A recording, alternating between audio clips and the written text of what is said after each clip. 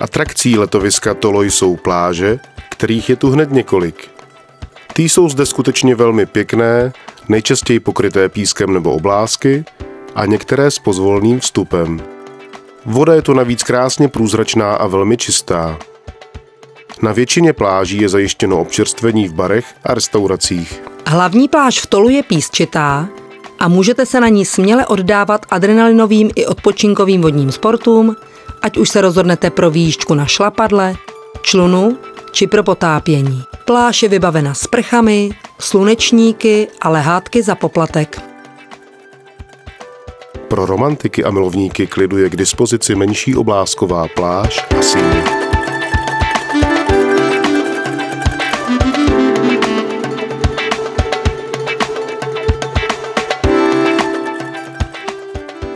Procházkou se dostanete na krásnou dlouhou oblázkovou pláž Plaka, která je vzdálená přibližně 900 metrů od Tola. Přístup do vody je pozvolný a dno je písčité.